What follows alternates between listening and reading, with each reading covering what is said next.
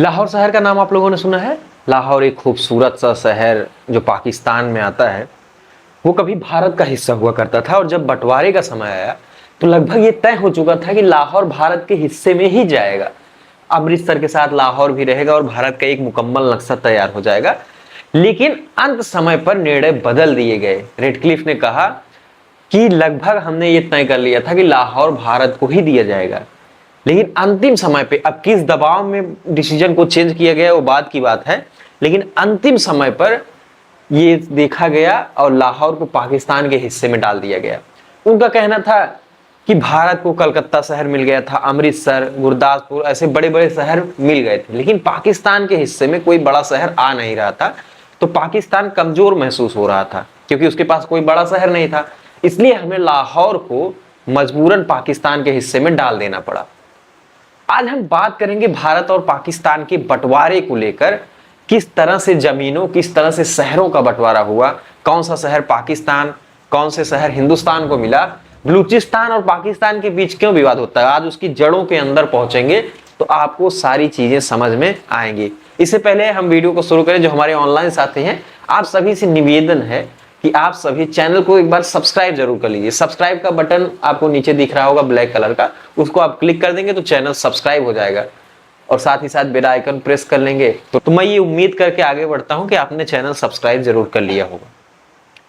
15 अगस्त 1947 को देश आजाद हुआ, लेकिन आजादी के साथ हमें विभाजन का दर्द भी सहना पड़ा। 15 अगस्त आने वाला है और एक बार फिर हम हर्षोल्लास से अपने आजादी का जश्न मनाएंगे।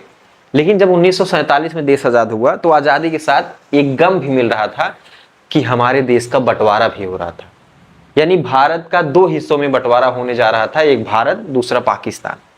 पंडित जवाहरलाल नेहरू ने जब 15 और 14 अगस्त की मध्य रात्रि को अपना भाषण दिया था, ट्विस्ट ऑफ डेस्टिनी, तो उसमें उन्होंने जिक्र किया कि आज हम खुशी मना रहे हैं लेकिन हमारे बहुत सारे साथी इस खुशी से वंचित हो जा रहे हैं क्योंकि वो आज दूसरे तरफ हैं, यानी पाकिस्तान की तरफ हैं।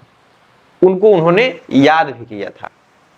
आप समझ नहीं सकते बंटवारे के समय क्या स्थिति पैदा हो गई थी। हर तरफ मार काट मची हुई थी। नोआखली में महात्मा गांधी उस दंगे को शांत करा रहे थे। देखिए, कोई व्यक्ति, आपका ही भाई, आपके ही पिता, अगर किसी शहर में काम करने के लिए गए हुए हैं और बाद में पता लगे कि अब आपके शहर और उनके शहर के बीच एक रेखा खींची जा रही है, यानी वो अब दूसरे देश में चले जाएंगे, उनसे मुलाकात करना बहुत मुश्किल हो जाएगा, आपको वीजा लेके जाना पड़ेगा उस व्यक्ति से मिलने के लिए, अपने ही करीबी। तो ये निर्णय अंततः लेना पड़ेगा कि वो व्यक्ति कहाँ रहना चाहता है, या तो वह वहीं पे बस जाए या फिर अपने देश वापस लौट आए, यानी अपने क्षेत्र में आ जाए। धर्म के आधार पर देश का विभाजन हुआ था। अक्सर आपने देखा होगा कि अगर किसी गांव में किसी दो लोगों के बीच बंटवारा वगैरह हो रहा है, पहले के समय में बहुत कम लोग पढ़े लिखे रहते थे।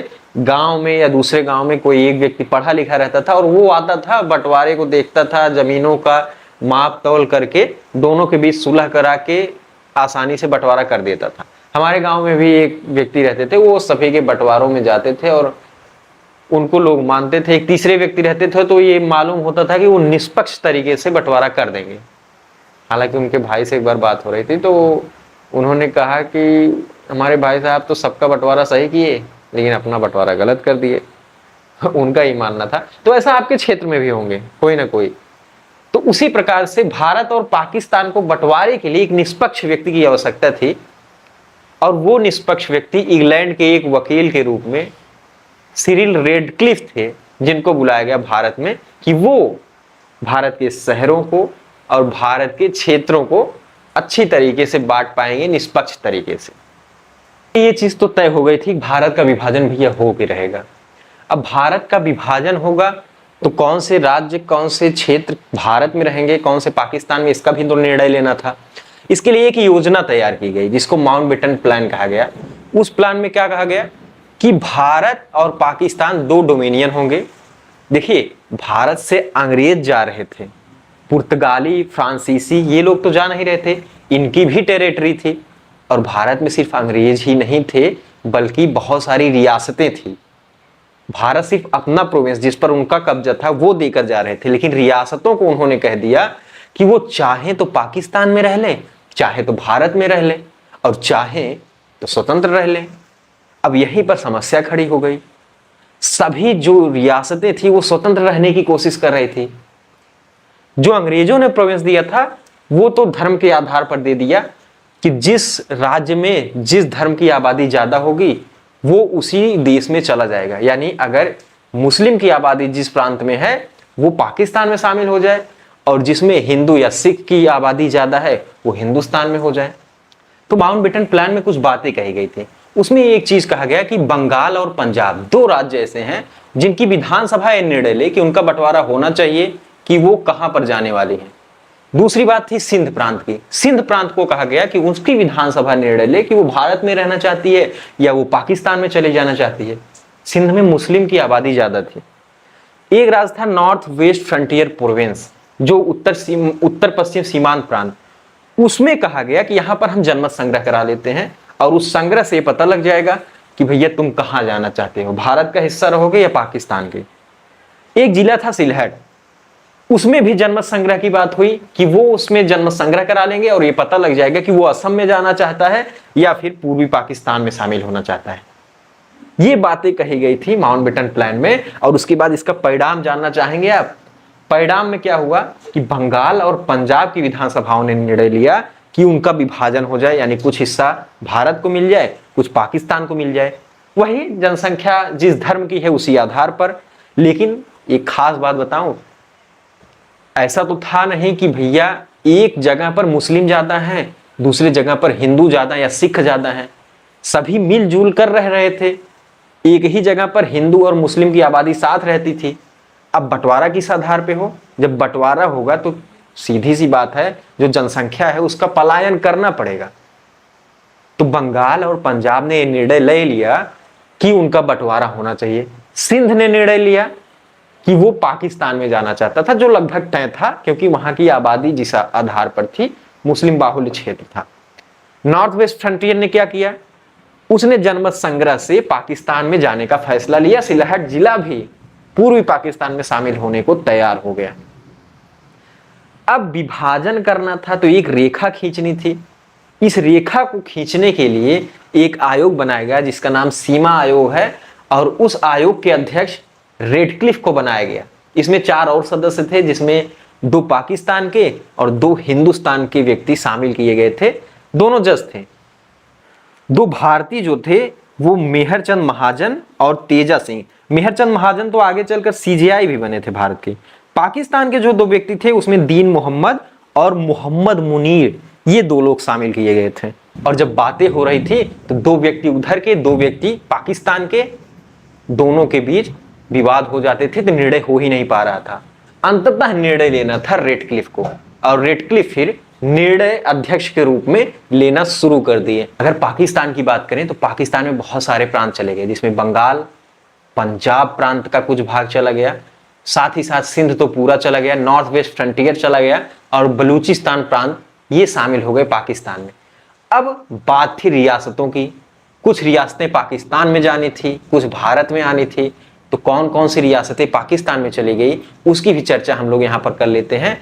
अब भारत में बहुत सारी रियासतें भी थी, बहुत सारी छोटी छोटी रियासतें, बहुत सारी बड़ी बड़ी रियासतें थी। जैसे हैदराबाद कितना बड़ा रियासत था। हैदराबाद का क्षेत्र अगर आप देखेंगे तो नीचे साउथ में देखेंगे तो बहुत बड़ा क्षेत्र था। हालांकि आज हैदराबाद एग्जिस्ट नहीं करता क्योंकि उसके क्षेत्रों को अलग अलग राज्यों में सम्मिलित कर लिया गया, तो हैदराबाद का कोई अस्तित्व रहा नहीं। हैदराबाद रियासत थी। जम्मू कश्मीर रियासत आपने देखा होगा कितना बड़ा, आज भी जम्मू कश्मीर को लेकर विवाद चल ही रहा है। कुल मिलाकर 9 रियासतें ऐसी थी जो पाकिस्तान की पक्षधर थी और अंतिम रूप से पाकिस्तान में शामिल हुई। देखिए ये रियासतें जब थी, ये रियासतें जब पाकिस्तान की मांग उठ रही थी तो बहुत आगे बढ़ चढ़ कर हिस्सा ले रही थी, पाकिस्तान की पक्षधर थी। लेकिन जब पाकिस्तान में शामिल होने की बात आई तब ये आनाकानी करने लगे और इनका मानना था ये स्वतंत्र रहेंगे। लेकिन अब भारत और पाकिस्तान के बीच किसी रियासत का स्वतंत्र रह पाना, किसी मजबूत देश के बगल में कोई रियासत स्वतंत्र रह पाए, ऐसा बहुत कम होता है। और अंततः इन 9 रियासतों को पाकिस्तान में शामिल होना पड़ा। सबसे पहले रियासत की बात कर लें तो अम्ब नाम की रियासत थी जो सबसे पहले पाकिस्तान में शामिल हुई। शामिल तो नहीं होना चाहते थे लेकिन मजबूरन शामिल होना पड़ा। 15,300 रुपए अंग्रेजी सरकार सालाना इन्हें पैसा दिया करती थी, लेकिन ये पहला पाकिस्तान का रियासत था जो पाकिस्तान में शामिल हो गया। 31 दिसंबर 1947 को इसने हस्ताक्षर किया और हस्ताक्षर करके पाकिस्तान में शामिल हो गया। दूसरी एक रियासत थी चित्राल। चित्राल का स्ट्रेटेजिक पॉइंट से बहुत महत्व था क्योंकि ये यूएसएसआर के बहुत करीब था। यूएसएसआर जो आज का रसिया है, तब तो विभाजन हुआ नहीं था, तो उसकी सीमा लगभग भारत से सटती थी, बीच में थोड़ा सा अफगानिस्तान का क्षेत्र आ जाता था। वो रियासत भी पाकिस्तान में शामिल हुई। 6 नवंबर 1947 को उसने हस्ताक्षर किया और बाद में पाकिस्तान में मर्ज कर गई। एक रियासत स्वात नाम की रियासत, स्वात नाम सुन के आपको याद आ रहा होगा कि यहीं पर भगवान बुद्ध की 2000 साल पुरानी प्रतिमा पाई गई और साथ ही साथ स्वात में ही मलाला यूसुफजई का नाम आपने सुना होगा, जो पढ़ने की मांग कर रही थी लेकिन उनको आतंकवादियों के द्वारा गोली मारी गई। बाद में इनको नोबेल पुरस्कार से भी सम्मानित किया गया था। 2,16,000 की जनसंख्या रहती थी। यहां पर हिंदू बस्तियां भी बहुत सारी थी। ये भी अंततः शामिल हुआ पाकिस्तान में। दिर नाम की एक रियासत थी, वो भी पाकिस्तान में शामिल हो गई। अब बात करते हैं बलूचिस्तान का। बलूचिस्तान और पाकिस्तान में आपने अक्सर देखा होगा झगड़ा चलता रहता है। इसके पीछे की कहानी थोड़ा अगर हम समझे तो 5 रियासतें थीं। उन रियासतों में कलात, खारान, लॉस, बुला और मकरान, ये रियासतें सीधे रूप से ब्रिटिश के अंतर्गत आती नहीं थी। एक संधि के तौर पर थी, उनकी अधीनता स्वीकार किया था, लेकिन सीधे तौर पर ब्रिटिश के शासन में नहीं आती थी। ये भी पाकिस्तान की मांग में बढ़ चढ़ कर हिस्सा ले रहे थे, लेकिन जब शामिल होने की बात आई तो शामिल होने से इनकार करने की कोशिश करना शुरू कर दिए। कलात का क्षेत्र बहुत बड़ा था। 1951 की जनगणना के अनुसार अगर देखें तो यहाँ पर लगभग 2.5 लाख की आबादी रहा करती थी। 1946 में कैबिनेट मिशन जब आया तो मीर अहमद ने कहा कि उसकी संधि ब्रिटिश क्राउन के साथ है, ब्रिटिश ईस्ट इंडिया कंपनी के साथ नहीं है। 4 अगस्त 1947 को दिल्ली में एक मीटिंग हुई। उस मीटिंग में माउंटबेटन भी थे, मीर अहमद भी था, कलात का सीएम भी था और मोहम्मद अली जिन्ना भी शामिल थे। उस मीटिंग में जिन्ना ने पक्ष रखा था और ये तय हुआ कि 5 अगस्त 1947 को कलात स्वतंत्र हो जाएगा। उसके साथ लॉस, खरान, बुला वो लोग भी कलात में शामिल हो जाएंगे, यानी वो ना तो भारत के हिस्से रहेंगे और ना ही पाकिस्तान के रहेंगे। जिन्ना ने भी इसकी वकालत की थी, लेकिन जिन्ना उसकी रणनीतिक महत्व को समझ रहे थे क्योंकि ये अफगानिस्तान से बॉर्डर साझा कर रहा था और जिन्ना को ये लग रहा था कि आगे चलकर कलात जो है वो पाकिस्तान के अस्तित्व पर खतरा बन जाएगा। इसको देखते हुए मोहम्मद अली जिन्ना ने कलात के नवाब को अपने यहाँ इनवाइट किया और कहा कि वो मिलना चाहते हैं। जो 6 अगस्त को कुछ चीजों का बंटवारा होना था वो ठीक से हो नहीं पाया, उसी मुद्दे पर बात करना चाहते थे। लेकिन मीर खान ये समझ गया कि जिन्ना के मन में चल क्या रहा है। मीर खान और जिन्ना बहुत अच्छे दोस्त थे, लेकिन अब उसको समझ में आ रहा था कि जिन्ना कुछ अलग सोच रहे हैं। तो उसने क्या किया, उसने मिलने से बातों को बदलने लगा, मिलने से इनकार करने की कोशिश की। फिर जिन्ना ने अंततः बुलाया, उसने मना किया। अंततः जिन्ना ने सेना भेजी और फिर पाकिस्तान उस समय एक बड़ा देश था तो उसके सामने कलात कितनी देर टिकता, तो कलात को मजबूरन शामिल होना पड़ा और उसी की लड़ाई आज तक चल रही है। बलूच पाकिस्तान में मन से मिल रहे और हमेशा पाकिस्तान और बलूचिस्तान के बीच झगड़े देखने को मिलते हैं। बलूचिस्तान की आबादी बहुत कम थी, लेकिन बलूचिस्तान खनिज संपदा से भरा हुआ एक राज्य था और कलात में और बलूचिस्तान का मर्ज हो गया और लड़ाई हमें हमेशा देखने को मिलती है। इस प्रकार से भारत और पाकिस्तान के क्षेत्रों का बंटवारा हो गया। अब आगे बात करेंगे हम लोग नेक्स्ट पार्ट में, कुछ और चीज़ों को भी समझेंगे कि पंजाब और बंगाल का किस तरह से विभाजन हो गया। उन सभी साथियों से विशेष निवेदन है जो पहली बार चैनल पर पहुंच रहे हैं, चैनल जरूर सब्सक्राइब कर लीजिए दोस्तों और वीडियो को लाइक भी जरूर करिएगा। धन्यवाद। SVSC द एजुकेशन को सब्सक्राइब और वीडियो को लाइक जरूर करें।